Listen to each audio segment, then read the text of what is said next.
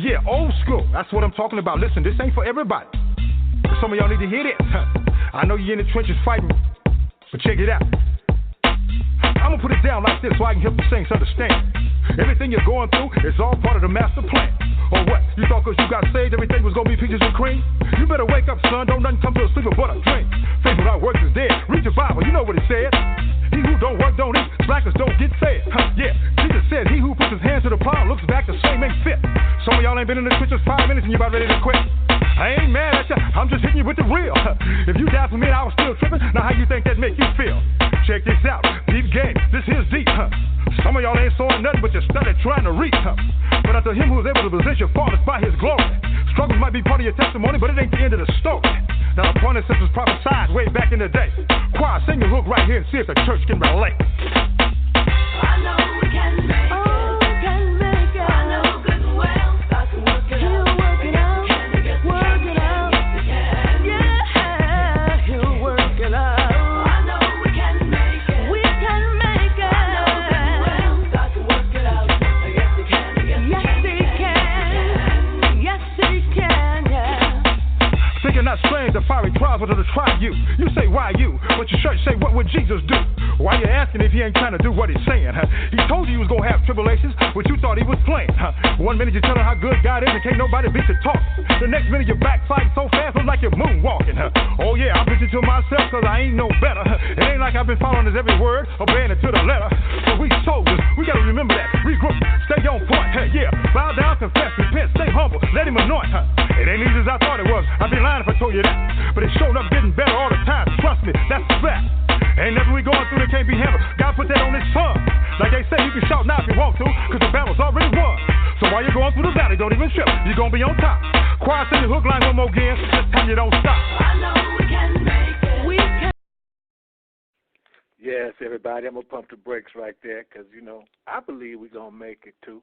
I had to give Big Boy upstairs just a minute, you know, give him his due, you know, because like Praise Master G just said, boy, we going through some horrible, crazy times right about now, you know what I mean? So, again, I'd like to thank everyone for joining us today. I'm your host, Lamont Patterson, and this is Can I Play a Play? We know you could be somewhere else doing something else, but guess what? This is where you really need to be. And if you don't believe me, ask your mother, to ask your daddy, to ask your neighbor, to ask the guy at the gas station. He'll probably tell you the same thing. But having said all that, we have a fantastic show lined up for you today. We have Mr. Chad E. Cooper that's going to be joining us in just a second. And we're going to be talking about something about 90% of this country is dealing with right about now. So I like to say this, because I don't get to say it much without further ado. Let me see, is our guest with us. Mr. Cooper, are you with us? Good day to you. How are you? I'm fine, man. Acting silly a little bit, but I'm good. I'm good. How you doing? Well, we're gonna have fun. I try to act silly all the time. One day I'll grow up, but not real soon. Hey, listen, man, listen. That's the beautiful thing, because I think the people that are actually grown up is not with us no more. They're boring. We've got to have fun. Doesn't mean we can't be successful, but might as well have a big smile on our face in the process. That is so very right.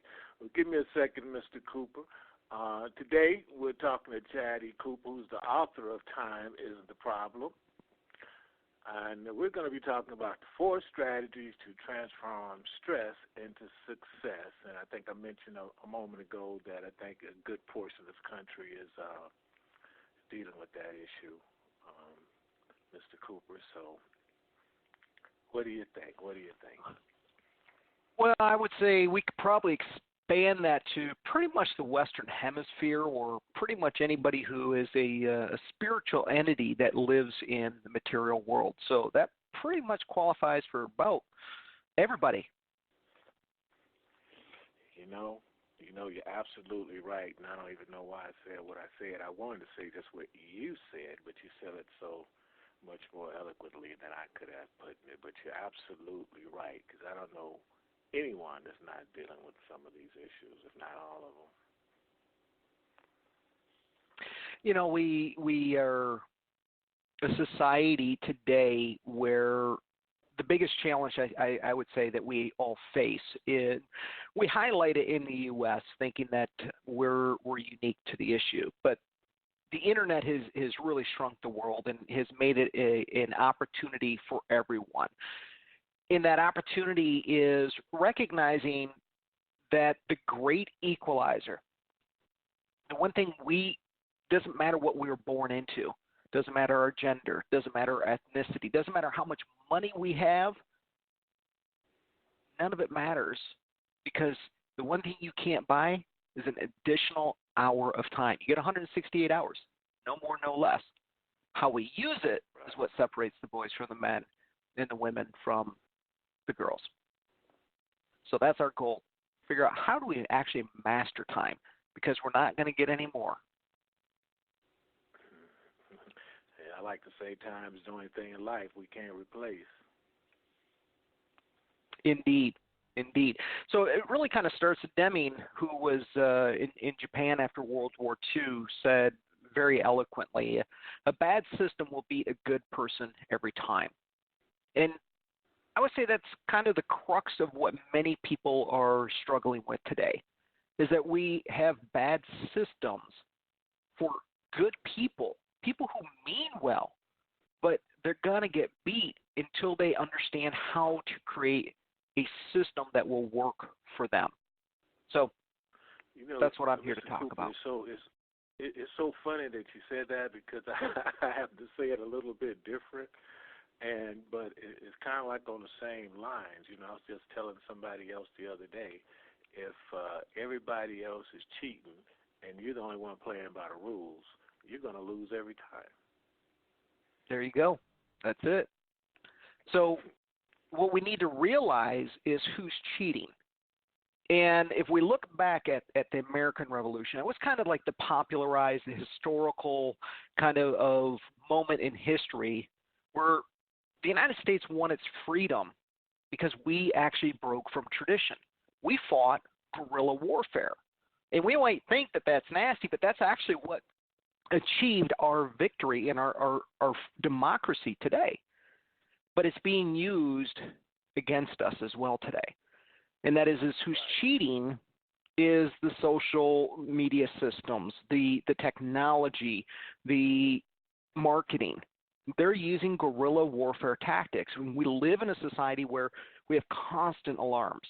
We have notifications. We have multiple communication channels bombarding us, right? So we have how many phones? We have Skype, we have WeChat, we have WhatsApp, we have Facebook and Pinterest, on it goes. And it's actually preventing us from living in the present moment. And that, my friend, is a guerrilla tactic strategy that's beating good people. It makes a lot of sense that you put it that way. And a lot of people don't realize that. I've been in the record business for many years, and I'm looking at the advent of the internet. Everybody thought it was just a wonderful thing, because now it didn't take a week or two to get your music, to Asia. Now you can do it in less than 30 seconds. And now all of a sudden, the record industry is crying about this whole digital thing, because, back in the day, you used to have some serious dollars to have a studio. Now for a few $1,000s, you can record some digital stuff in your bathroom. So how that market has been flooded. So now they're trying to figure out how they can go back to vinyl, because it's so hard to track the money now. So, it created a whole other issue, kind of like the same point which you're making. Well, I think that one of the other benefits that we may be discounting about vinyl is that vinyl is about creating a presence. It's about actually slowing us down to actually just be present in listening to the authenticity, listen to, the richness of what's being played on that record. And so by doing that, it actually enriches our experience. And the challenge that we have, is with other forms of technology, other systems today, is kind of like looking at, you can train people and give them knowledge, or you can, say there's an app for that. But putting them back into a messed up, dysfunctional system is only an insult. So we've got to change our brain's operating system as well as the way that we use our tools today. And maybe that's part of what vinyl is attempting to do. Yeah, it's on its way back. I can't fit that into my car very well, though, especially my little roadster convertible. No, it won't go into your car, but it'll go back into your home where, we used to be able to have those, devices. I remember I used to, I'm not going to even say that because I was going to date myself.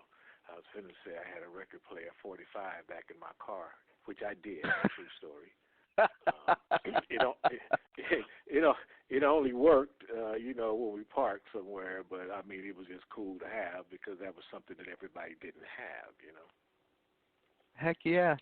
I was going to say you got to have some heck of a good shocks on those things. Oh, man, well, I don't know if you know about lowriders, but, we did all of that kind of crazy stuff, I'm from Motown, man. Heck yeah. Okay. Might not be L.A., but, we invented the automobile there, so we saw it all.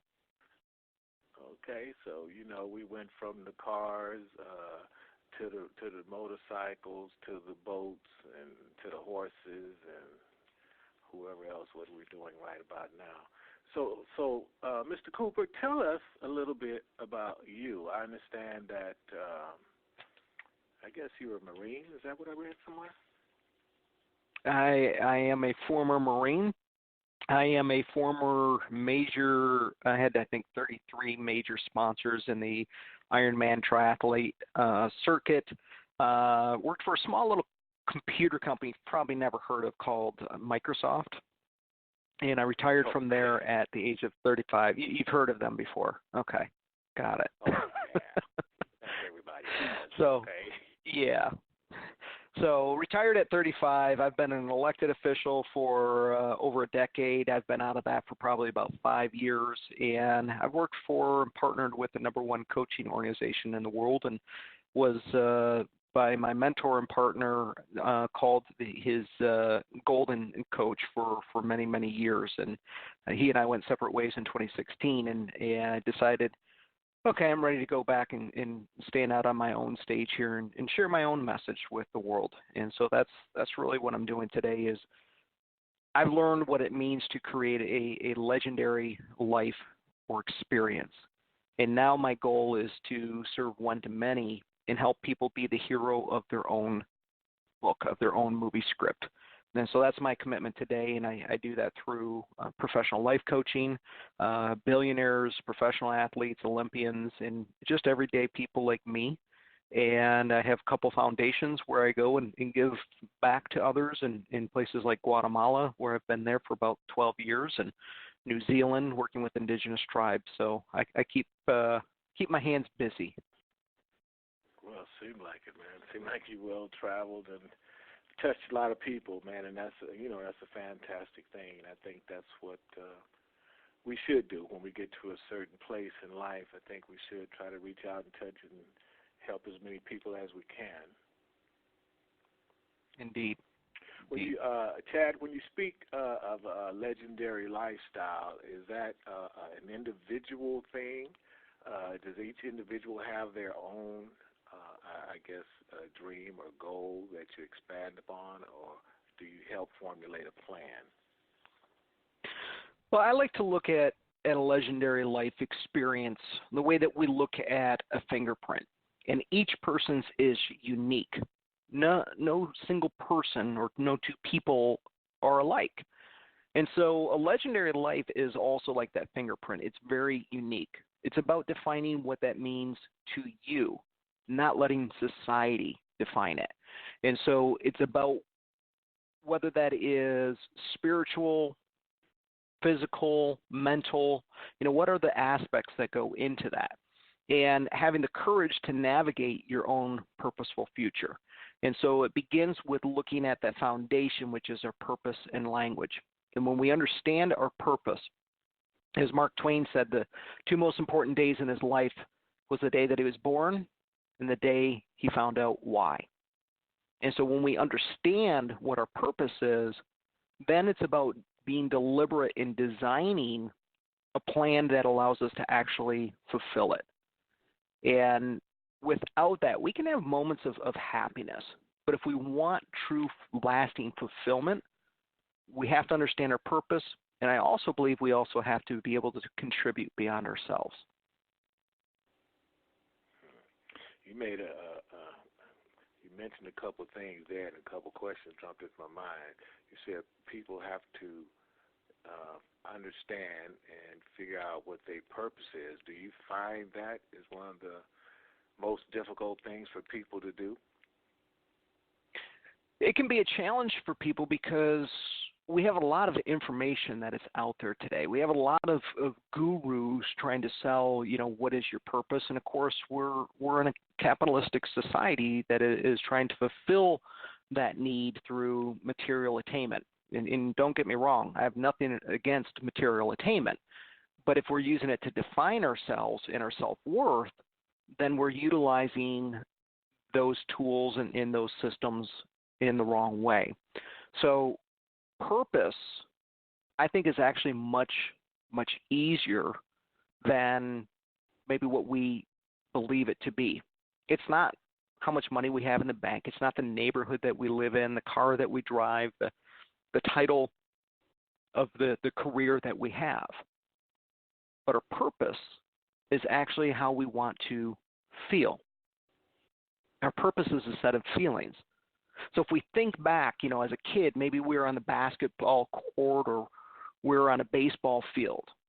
And we weren't worried about it. You got to understand, I work with, major league baseball players that are pitching for World Series. And I help them. They can be standing on the mound, and physically they're there, but mentally they're checked out. And so if we go back to our adolescence, when we're on, the court or on the field, we weren't worried about, are we going to make millions of dollars? Are we going to have raving fans or people that are going to be cursing and yelling at us? It's about how we wanted to feel connected, to feel present. And so there's techniques that we can go back to actually discover your core values, which are a set of emotions. If we can experience those emotions consistently and repeatedly, then we feel like we're serving our purpose. Does that make sense?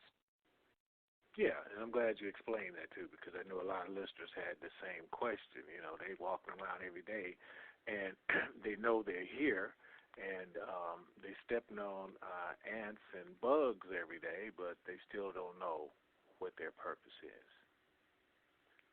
Exactly. And so we often settle and trade our time for a paycheck, or, we also do a lot of horse trading. I'll give you this if you give me some of that.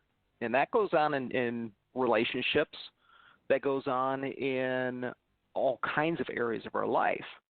And the reason for that occurring today is that we don't have a dynamic system that can support us, that can allow us to actually feel like we can serve our purpose. I mean, imagine going to work and saying, hey, I'm here to serve my purpose, and having that show up on our calendar. People would be laughing at you. No, there's no place for that. So it's not like we can just go into society, people will start laughing at us. But here's the thing. Throughout history, and Peter Drucker, speaking of aging or dating ourselves, Peter Drucker said, throughout history, people had little need to manage their careers. They were born into their stations in life. And until the recent past, they relied on the company to chart their career paths. But in the 21st century today, times have drastically changed. And today we all must learn how to manage ourselves. And we're ill-prepared. It's the greatest threat to society today. Not technology, not war, not politics. So if we have the responsibility to manage ourselves, but we actually don't know what our purpose is, we're kind of screwed. Yeah, a lot of mismanagement.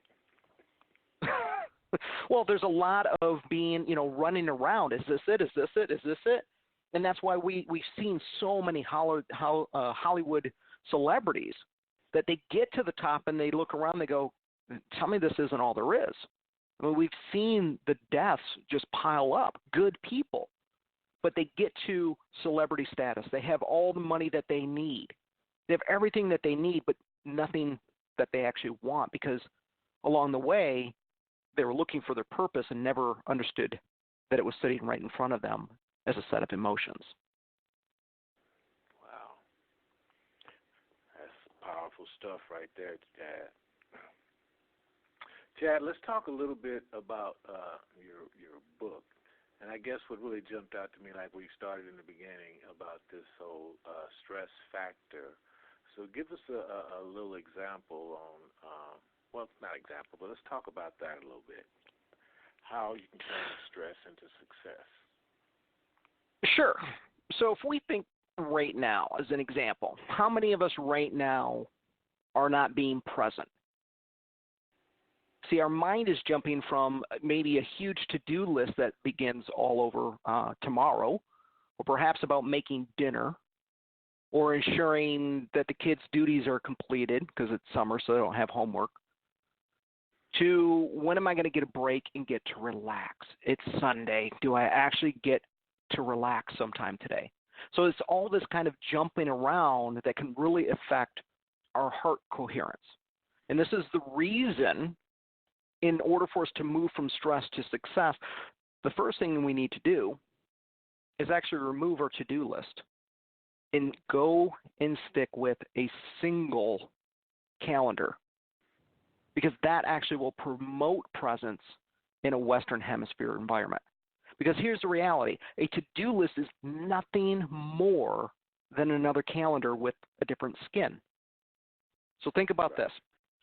I said earlier, you get 168 hours a week, no more, no less. That's 1 week worth of time, 168 hours. And how many of us already have a full calendar? And then we have how many to-do lists that have how many additional hours. And on average, we're trying to cram about 220 hours into 168. No wonder why we're stressed out. We're constantly just bombarding ourselves that we can't win, that we're always constantly behind the 8 ball. I find that a lot of entrepreneurs, they get hung up in that, because they feel like if they don't really have, a lot of times they don't have like set hours, and I have friends that tell me all the time that they don't have a job, they are the job, because they constantly working from one thing to the next thing, and they really don't know how to shut their mind off. Have you had to deal with those? I mean, I've worked in the corporate world and retired. I've bought and sold businesses for 2,000% ROIs in the terms of millions, and I've created a company from a vapor of an idea to building it with multiple employees. So I think I've got a pretty good grasp of what the business world is about. And somebody who says that they don't have a set amount of hours, to me, is somebody that is struggling with stress. I mean, could you imagine being a doctor without a set number of hours, or a radio show host without a set schedule? How many of us are actually just dabbling? And I don't mean to belittle or attack anybody, but I work in the industry that is growing by leaps and bounds, professional life coaching. And the first thing I ask somebody is are you certified? The second is, how do you actually structure your business? And so many are in and out of the industry because they've got a passion, but they don't treat it as a business. They treat it as a hobby. And in today's world, anybody can start up anywhere, anything pretty much, because of the internet, because it allows us to reach billions of people. The question is do you have a compelling message to solve somebody's needs or pain? And so that begins with really taking a look. The first thing that you can do is look at the language in your calendar and ask, does it reflect positive energies? Is there appreciation and gratitude that allows you to calibrate that very positive energy? It's one of the quickest ways we can transcend the ego of, oh, I'm an entrepreneur, I don't need a set schedule, to simply being grateful and not really being concerned, do you work 8 hours a day or 12? Because when we're serving our purpose, it's not about the time. It's about the intention. And so the ego doesn't understand that frequency. It's bound by the scarcity, never enough, or more is better attitude. And so what I say is be deliberate.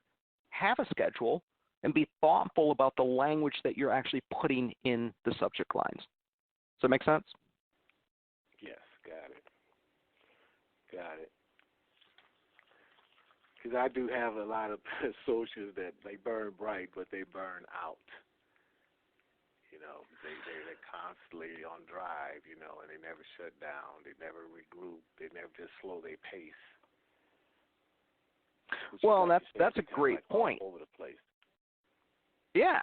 And so one of the chapters in my book, Time Isn't the Problem, it has a chapter that says padding isn't just for furniture. And so we just think as a business person or, you know, as a responsible, career-minded person that wants to climb the ladder, that we just got to go, whatever it takes. But do you actually anticipate for the unscheduled, important, and urgent items? And do you have actually enough padding in your day to be able to gracefully absorb those one-offs that are coming at you? Do we have the ability to take a pit stop? So if we actually think about that, we need a dynamic system of support. Otherwise, what you're trying to change your stress into happiness and fulfillment with a Band-Aid approach. See, motivation and inspiration are delightful, but they're only a shallow level solution, like a Band-Aid. It doesn't eliminate the root cause, and it may even contribute to problems down the road of, hey, man, I get to set whatever schedule I want. See, discipline alone isn't going to get you across the finish line. You need to know the strength of the purpose itself. So we need to understand that while we can go, we also have a need for a pit stop. And think about it. NASCAR, Formula One, and every sporting profession out there takes a pause. You could have the best technology in a race car today. You could have the number one driver in the number one pit crew, but you will never win a race without one important ingredient, and that is to take a pit stop. But we have to be responsible to know when. Pit too soon, your competition laps you, you lose the race. You pit too late, tires start getting slick, and you slam into the wall, you lose the race. And so what we need to understand and appreciate in that is we have to slow down in order to move faster and accomplish more. But it's counterintuitive and it's paradoxical, which is exactly why most people don't get it or practice it routinely. Well, until we stop when we get sick. We take that big vacation, and we actually look at the word disease when we get sick. Dis-ease. So for all of those that really want to run an empire, look at your calendar and ask yourself, are you managing your time where you can actually take that pit stop, where you can have a halftime? Basketball, football, every single sport has a period of break. Why? To refresh the batteries, to look at their strategy and see, hey, is this working? Are we going to win? But we think that we're the exception, right? Yeah, I think I definitely understand that. The reason you definitely have to slow down and charge your batteries. So how do we do that? Well, if we don't schedule it, we've got to schedule it. So people are like, I kind of just go with the flow. Okay. But if we look at our schedule and literally look at it 7 days a week, Lamont, ask yourself, do you have planned pit stops? Are they strategic? Or do you do it only when the wheels fall off? That's one of the fastest ways to move from stress to success. And if you don't believe me, you can go take a look at Charlie Rose, interviewed Bill Gates and Warren Buffett. I think they've done okay for themselves, right? They've been moderately successful. So they were interviewed in January of 2018, I think it was. You can go look it up. And Bill Gates said one of the greatest gifts that Warren Buffett ever gave him is that he used to think having a full schedule was an indication of his level of seriousness. And he said it wasn't until Warren Buffett taught him to actually step away from technology, to actually step away from everything and just take a break. That's where our creativity flourishes. So if we want to be a musician, we want to write music, we don't do it with all the technology. We do it, and you can look at, is it Russell Rubin out in Maui? You know, he's created more magic with musicians than probably more than Quincy Jones. And you look at the guy, he has nothing on the walls. It's a white environment, and he's worked with from, I think, Run DMC to Stryper to Beastie Boys to probably Celine Dion. I mean, he's worked with all genres, and everything is just very simple. And he says you need a space where you can just be creative, not have something that's being input skewing your perspective. That's where our genius comes in, is when we have the moment to actually think and enjoy that pit stop. So if you want to be an awesome entrepreneur, where's your creativity time? That quiet place. Yeah, I've got a family. I have to go find that place. I personally like to go fishing, man. That way I go out in the middle of the ocean and my phone don't work. Do you care if you actually catch anything, or is it just the experience that is equally as important? Well, you know, I think it's all of it, you know, because it's like a mini getaway. It's a vacation, and like you said, it gets you away from the technology. It forces you into a situation where you just have to look at the ocean. You just have to, you know what I mean, smell the breeze, and you think about things. So a lot of things come into perspective. So I think that's why I do it. You know, it's a forced getaway, and it forces me into that comfort place where I can just totally relax, really. You know. Mm-hmm. I guess we one all of my have favorite our things ways to do. Get it, but yeah, I guess we do. all have our ways to get it. I like to go river fishing, and I love to go fishing for salmon.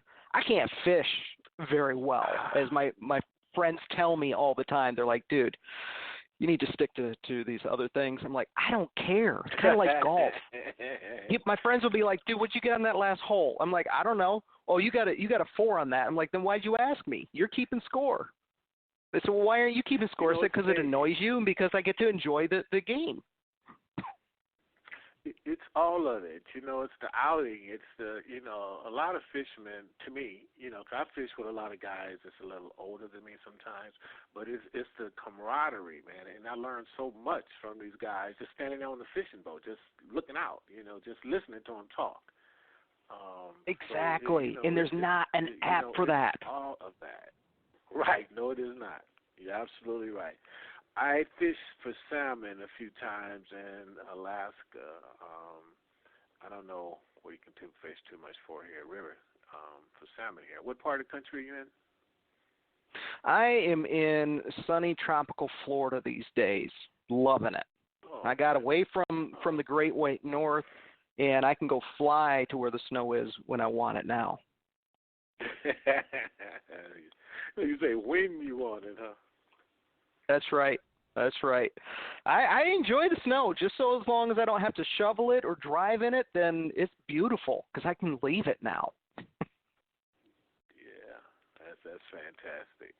I love snowboarding and throwing snowballs and making ice cream out of fresh snow, but that's about it. I'm not crazy about it. Stay away from the yellow snow. No ice cream. No ice cream for the yellow snow, man. Wait, what's wrong with the lemon snow, Chad? Oh, my goodness. My goodness.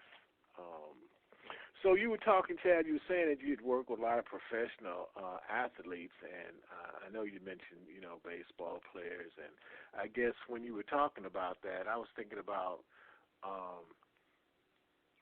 guys that are professional doing whatever they do, and they do this because they do it every day. But sometimes, like you said, they mind drift. They go home, or they go to a personal issue or a family problem, and I could see how that would interfere with what they're doing. And, it seems like that takes the joy out of what they're doing as well. It can take the joy out of what they're doing, but it can also take the performance out of what they're doing. I had a client that will remain anonymous for obvious reasons, and he was in the latter years of his career, and he probably had about 1 or 2 contracts left at most. And his game was off. So he'd get up out on the field and go to he was a pitcher, and he was in a slump. And so he came to me, and let's first just understand, there's nothing I can teach these professional athletes mechanically, right? They have managers and coaches, and they have an innate gift that they were born with that is amazing. But I've also worked with a lot of amateurs going into the pros, and I will tell you that your talent alone is not going to get you or keep you in the majors. And so this guy, he was a career person, which is extraordinary in and of itself, but he was in a slump. And so he came to me and said, what do I need to do? And what we discovered was, while he was out on the mound, his mind was worried about whether his wife was diddling somebody else. And so we look at that and say, do we have the ability to – that's the personal problem, right? But how many of our lives are compartmentalized where we're like, oh, I'm here to do this job, and that's all I'm focusing on? No, it's all kind of like a salad where it all kind of mixes in. And often we're at work, we'd rather be at home. When we're at home and we've got the demands of running the kids around or, the honey-do list, et cetera, we'd rather be at work. And so it's the grass is always greener on the other side. And so the work that we did was about creating a space where he could speak his truth through love and compassion, especially to himself. The ability not to conform to society's expectations of, is it going to be the marriage or the career, the contract, but where he could come and actually be real and say, well, are you going to judge me on which one I choose? That's the value of coaching, is somebody can come with their stress and find success by being able to make the decisions that are best for them. And so he was able to do that successfully. And it allowed him to actually be present in both environments, and his slump was over. And so when we're able to actually speak our truth through love, a good example of that, by the way, is the last election, which, everybody really loved, regardless of what side they were on. You had 2 candidates. You had President Trump and you had Hillary Clinton. And regardless of your politics, people didn't trust or like really either of them, right? Elections are always kind of picking the lesser of 2 evils. Right. Not the most qualified candidate, right? But the problem that people have with both of them is that they spoke their truth, but they didn't speak their truth through love. See, there's a huge difference between speaking your truth and speaking your truth through love. When we speak our truth through love, there's compassion and empathy, and that begins with doing that to ourselves. There's a Grand Canyon between the two. So how are we showing up in our interactions with others and with ourselves? How does that actually show up in our calendar? So how do we move from stress to success? It begins with looking at your calendar. Are you actually filling your calendar with things that you get to do or have to do? How many of us are putting things like workout in your calendar? Really, who really wants to work out?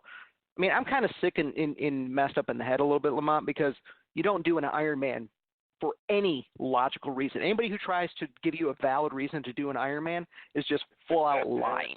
There's no logical reason to do something like that. Why did I do it? Because it was allowing me to meet my purpose. I was just finna ask you, give me the illogical reason.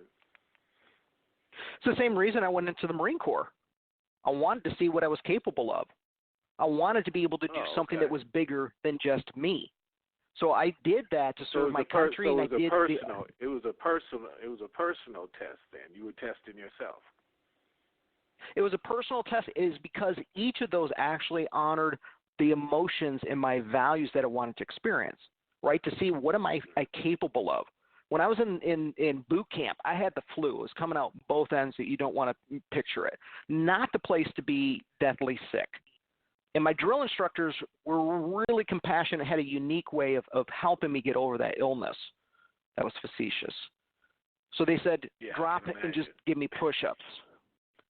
And now in the Marine Corps, when I was in, you weren't allowed to have watches. You didn't need to know what time it was, right? Because every hour was hell. And so I just did push-ups until I had complete muscle failure. Now let's think about the average person might be able to do 5 minutes, maybe, of push-ups. That's pushing it. Somebody pretty fit could do 5 minutes. Somebody had a watch and came in afterwards. And all they could see was this complete puddle. Looked like somebody dumped buckets of water. That's how much sweat came out of me. My clothes were completely drenched. And the drill instructor comes up and grabs the back of my blouse, my jacket. They call it a blouse. I don't know why. It's about the only feminine thing, I think, in the Marine Corps. Picks me up off the ground, about knee height, and says, I didn't tell you could quit, and drops me. Now, if you're faking it, you're going to use your hands to brace yourself, right? Right. But if you've got nothing left, you're hitting that concrete face first. Not once. He grabs me again, lifts me up, and drops me a second time. He goes, you got 10 seconds to get out of here. It had to have been probably 2 minutes before I could roll over and get out of there. Next day, I didn't have the flu. But it was in that pain. It was in that pain, and a friend told me, he goes, I was timing you. You did push-ups for 45 minutes. See, when we remove the labels, when we remove the limitations, we are capable of doing 20 times more than we think we are. But the brain sends off this alarm and says, hey, this is going to hurt. Stop. Don't keep doing it. See, if we want to accomplish anything extraordinary, pain will be part of the ride, but suffering is an option. So 45 minutes, and I'm thinking, maybe 100 push-ups, in 3, 4, 5, 10 minutes, but 45 minutes of nothing but push-ups. I'm trying to figure out how many actual push-ups is that? That's quite a few. That's like what? I have no. Well, here's the thing. One of my friends, Mark Devine, he's a 25-year former Navy SEAL commander. He runs a program in Southern California, in Encinitas, I believe, and he replicates Navy SEAL Bud School.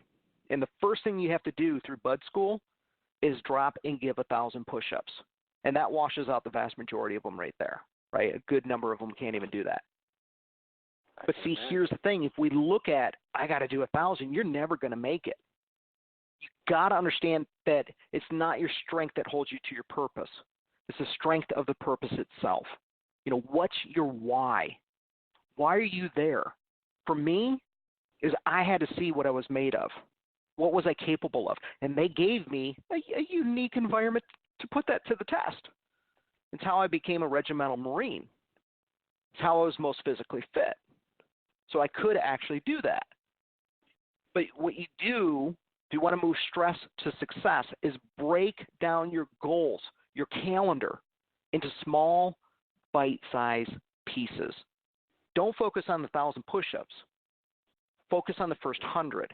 And when that becomes difficult, the next 50. When that becomes difficult, the next 30, and the next 10, and then just the next push-up, and the next push-up. So you got to make the rules easy to win. But how many of us have a calendar that is making it impossible?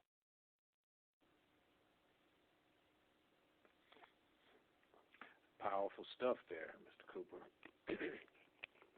So why does that happen?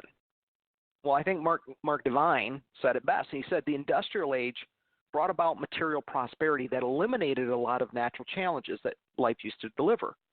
But it also brought obesity, poor health, a lack of purposeful existence, and a general malaise with an alarmingly large percentage of the population in dependency. That's our 21st century today. Got to know the strength of our purpose, our why. It's how I've helped a 10-time world champion boxer win again and again and again. Getting the championship the first time is way easier than holding the title 9 more times. Oh, and without the strengthening of our purpose, we end up obese, poor health, and just a kind of dabbling mindset. What made you decide to stop being into politics?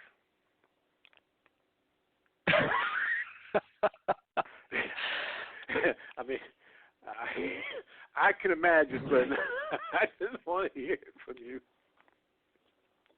You caught me off guard on that one, but it's actually not what you would think. I think our politicians today have the right, and we need to give them the privilege to turn off the cameras. Give them moments where they can just go on a retreat, where they can close the cabinet doors and just talk without worrying about whether it's going to be pulled out of context, be stitched together in a way that is manipulated and not serving themselves or their intentions. But it's actually not why I left. In fact, if you want to really find happiness, go and be in politics, because what you realize is I started off with coming home for the first couple of years, really, coming home and having a great fest. And finally, my wife, God bless her soul, at 1 a.m. after I get done with these things, and said, I can't do this anymore. You come home and you bring the problems at the dais, at the chambers, back home. You've got to learn how to contain this. And so what I learned how to do is define that you're there to serve the majority, but understand that they will never or very rarely tell you, hey, you did a great job today. You only hear from when you screw up, the minority that you didn't get to appease. But if you're trying to appease everyone, you're going to fail miserably. So Absolutely. Surprisingly, when I left, I actually had a year left of my last term that I ran for, and I resigned. And, of course, imagine the scandal in the newspapers and the press and the journalists wanting to find out about what's the scandal. And I said, my job is done. I did what I came here to do, and I'd rather actually give a year to appoint who we want and see how they perform than to just leave it to, well, that sounds like a good name. And so I actually stepped down because mission was completed. It wasn't about just drawing time, and it wasn't about the ego. It was about I went there to serve, I did it, succeeded, time to make space for the next. Well, you have honor, you have integrity, you have humility, and you're a good person. I can definitely tell that. And for me, God did not give me the characteristic of humility. Let's just be clear. I try, but he goes, that is going to be wasted on that guy. Forget it. Sorry, I didn't mean to interrupt, but no, I'll just say that for me personally in politics, I think I'd probably last about 2 weeks, boy. I think I'd be too outspoken, and I don't think in this day in politics, I don't know. These people are weak, or they're afraid to say what they think, or they're so busy posturing. I mean, I don't really know what's going on. So that's a great place. If you'd like, I could actually help with that, and it ties into the book. It ties into how to move from stress to success, because it's all of what you just said. But the question is how do we overcome it? Right. Yes. Knowing about it is half the problem. Figuring out the fix to it is the other half. Well, I would invite your audience to pick up an author, God rest his soul, Dr. David Hawkins. and he has a book, and it was Force versus Power. And the challenge is, as you said, are they weak? Are they afraid to say something? Is Dr. Hawkins showed the map of consciousness on a scale of 0 to 1,000. And where suicide, which is at the highest numbers we've ever seen in over 50 years, by the way, and continuing to climb, that happens at an energy of 20, where we have shame and guilt out of 1,000. At 1,000, we have, Jesus and Buddha as examples. But it begins for us, and in politics, much of people's language, and when we look at our calendar in the subject line, reflect energy well below 200. And anything below 200 is draining. It's living in effect of other people's decisions instead of being the cause of our own. And so that's things, of fear and grief and anxiety, regret, or denial, right? Being denied what you believe that you deserve. It's suffering and being a victim. But this amazing thing at the energy of 200, and people used to ask me, what's the most important factor that you need in politics? And I said, courage. Courage was the rarest characteristic I saw in elected officials. And courage is also the tipping point between force versus power, according to Dr. Hawkins. Because at courage, we see that something's feasible.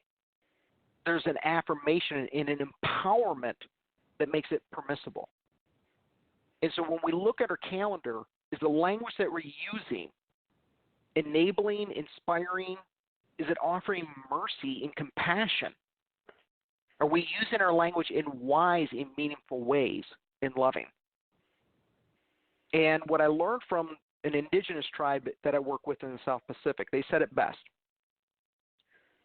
And this applies to the Western Hemisphere politicians as well as in general, is the challenge in the Western Hemisphere today is that we have a lot of gurus doing spiritual without actually being spiritual. Spiritual is not a doingness, it's a beingness. So first, let's separate between religion and spirituality, right? Because that plays a lot into politics today. And a lot of people confuse the two, or they consider them, the same thing. But religion is generally about someone else's experience and relationship with God. This could be anyone from Abraham to Jesus to Buddha. But spiritually is about your personal relationship and connection with God. So if you look closely, you'll see that all the great spiritual leaders said the same thing. They didn't teach religion, which is another box defined by the ego, by the way. They taught spirituality. And they said even the least among us can experience what they experience. So as elected officials, as human beings, we think, I don't want to hear about religion. We shun this instead of actually creating a relationship and having that carved time in our lives. And we do that by limiting ourselves to appropriate language because of fear, because of scarcity. And that's just creating limp or pain and suffering, avoidance and procrastination. So I invite you, put empowering, juicy, and delicious language. If a Marine can use juicy and delicious to speak about language, then just about anybody is capable of doing it too.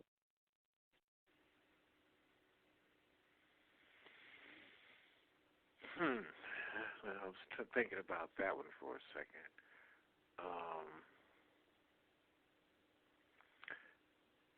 A Marine, of course, a Marine could do it because there's really nothing soft about a Marine, especially they don't supposed to be soft for what Marines stand for, even though they could have a soft side to them. But what we just mentioned a few moments ago, we find that a lot of individuals in our society today are lacking courage, which I would say is weak, and they won't go there, Chad. They just won't. And I don't understand. Well, here's the thing. Yeah, I am a former Marine, and here's what's unique about the Marine Corps, United States Marine Corps, among any other branch in the world, is there's a saying, once a Marine, do you know the end? Yeah. Always a Marine. And so you would think, I went into the Marine Corps and I grew up, with 5 other brothers is one part of my family. I have a lot of brothers and sisters. And so I was raised that if you're caught fighting in the house, you went outside and only one of you comes back because one of you won and one of you lost. Then I went into the Marine Corps. So I was pretty much, for the good part of my life, I was happy, sad, or pissed. That was the extent of my emotions, primary color kind of mindset. And so you would look at, you would think in politics, right, we got to be hard.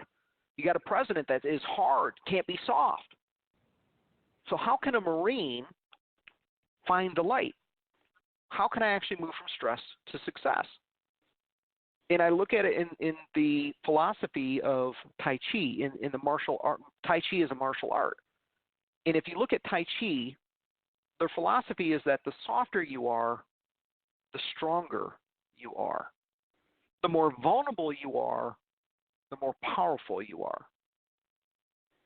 So it goes back to what's contrary. We have to let go and instead of grabbing tighter. And as a former regimental United States Marine, if I can let go and learn, you can too. Because anything that we fight, we make stronger. And I used to be that warrior of injustice to stand up for the fight, as an elected official, as a human being, prepare for battle. And I tend to be a rather competitive person looking at my track record. And I'm not saying be a dabbler, accept whatever you get. Stay true to your values.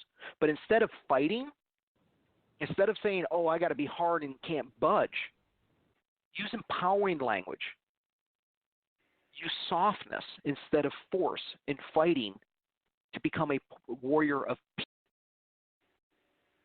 Through love and empathy instead of judgment. And this begins with our language in the subject line of our calendar, because the one thing that we are constantly looking at, day in, day out, 168 hours a day, is our calendar. And so is your calendar about time management or outcome management? Right? We go in, I can't budge, but what's the outcome that you want? In order to do that, maybe you actually need to become soft and vulnerable. And as a leader, we need to understand, who has a right to see to what depth of that vulnerability. It is an old Russian proverb, Ronald Reagan stole it, is trust but verify. Don't just go into it naive. Don't just be like, oh, well, I'm going to trust. Well, some people might have good intentions, but bad judgment. Our responsibility is to believe everybody has good intention, but we need to verify whether they have sound judgment as well. That's powerful right there within itself.